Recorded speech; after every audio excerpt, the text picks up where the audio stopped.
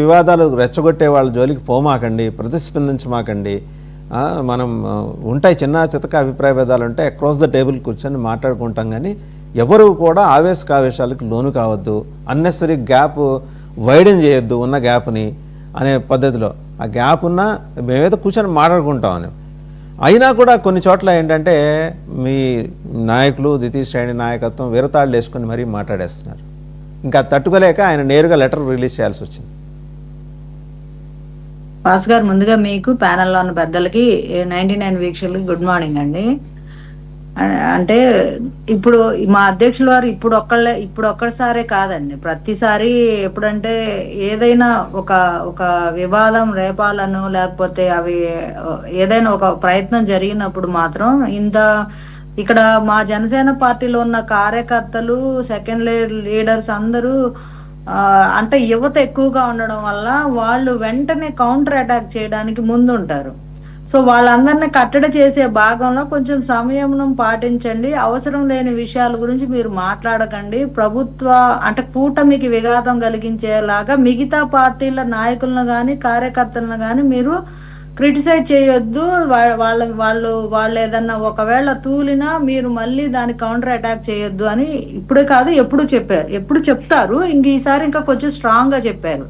ఎందుకంటే గత 1 week 10 days నుంచి జరుగుతున్న విధి విధానాలు చూస్తున్నప్పుడు ఇంకా ఆయన కూడా స్ట్రిక్ట్ గా మానిటర్ చేయాల్సిన అవసరం ఉంది అని చెప్పి క్లియర్ గా ఆదేశాలు ఇవ్వడం జరిగింది. వాటిని అతిక్రమించి ఎవరైనా చేస్తే కూడా పార్టీ నుంచి క్రమశిక్షణ చర్యలు తీసుకోవడం కూడా జరిగిద్దండి. చాలా స్ట్రిక్ట్ గా ఉంటారు. కూటమి విషయంలో కానీ మొన్న అలయన్స్ అయినప్పుడు దగ్గర నుంచి ఎలక్షన్స్ లో విన్ అయ్యి తర్వాత ఫామ్ అయ్యి ఏదైనా మాట్లాడేదైనా సోషల్ మీడియాలో ఎలా మాట్లాడాలి ఏంటి ఎప్పటికప్పుడు జన సైనికులకి నాయకులకి దిశానిర్దేశం చేస్తూనే ఉంటారు.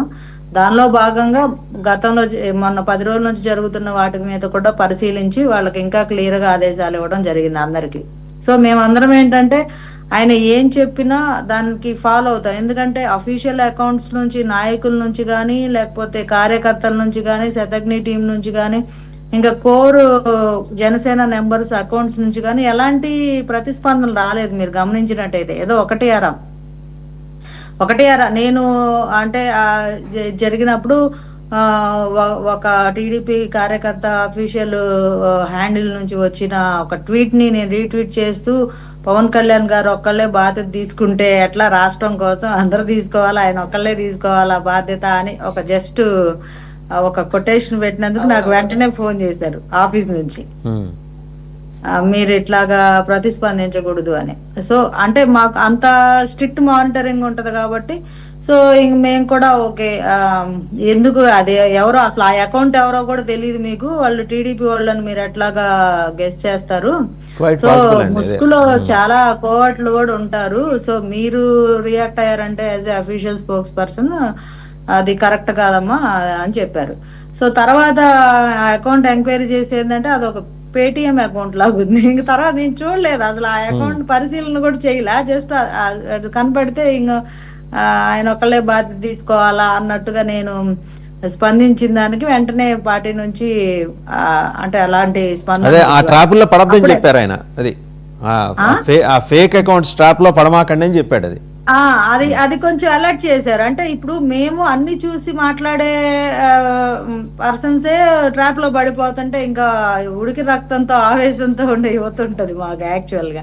సో వాళ్ళు ట్రాప్ లో పడరనే ఉంది. అందుకని ఆయన ఒక లీడర్ గా మాకు ఒక కన్నా తండ్రి ఎలా బిడ్డను చూసుకుంటాడో మా కార్యకర్తలు మా లీడర్ కూడా అలాగే వద్దు, ఇది కరెక్ట్ కాదు, అట్లాగా జరుగుతూ ఉంటాయి, మీరు ట్రాప్ లో పడవద్దు, మీరు చాలా తెలివిగా మెచ్యూర్డ్ గా ఉండాలి, ఒకవేళ మన కళ్ళ ముందు ఏదన్నా జరుగుతున్నప్పటికీ మీరు వదిలేయండి అన్న విధంగా ఆయన చెప్పారు.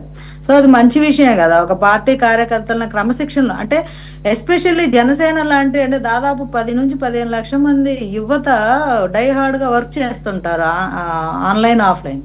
సో అలాంటి వాళ్ళని ఒక మాటతో కంట్రోల్ చేయాలంటే ఎంత శక్తి ఉండాలి ఆ నాయకుడికి. సో అందరు కూడా అలాగే కంట్రోల్. ఇప్పుడు ఒక ప్రెస్ నోట్ వచ్చింది, ఎక్కడ సోషల్ మీడియాలో కానీ ఎక్కడ అసలు ఇక అలాంటి టాపిక్ కి సంబంధించి మీరు మానిటర్ చేయండి, ఇంకొక 24 hours ఎట్లాంటి స్పందనలు ఉండవు చూడండి.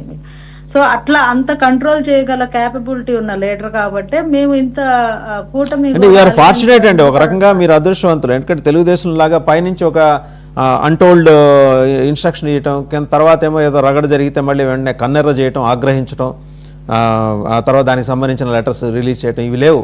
ఏదో సింగిల్ పాయింట్ ఎజెండాతోటే వెళ్తున్నారు. మీరు కంపేర్ చేసినా మేము మా కూటమి పార్టీలు మీరు కంపేర్ చేసినా మేము వాటిని స్వాగతించమండి. ఎందుకంటే మీరు ఒకటి స్పందించొద్దనే అన్నారు, ఇంకా స్వాగతం దాకా ఎందుకు కాదు, స్పందనే వద్దన్నప్పుడు స్వాగతాలు ఎందుకు ఉంటాయి? మీరు అసలు స్పందించనే వద్దన్నారు కదా మీ నాయకుడు. స్పందించనే వద్దు, మీరు మాట్లాడుతున్నా నాతోని వాళ్ళని విమర్శిస్తూ మీరు మాట్లాడుతున్నారు. మిమ్మల్ని కూడా అభినందించాలి, మీరు చాలా మీ నాయకత్వం ఇచ్చిన ఇన్స్ట్రక్షన్ చాలా తూచా తప్పకుండా పాటిస్తున్నారు.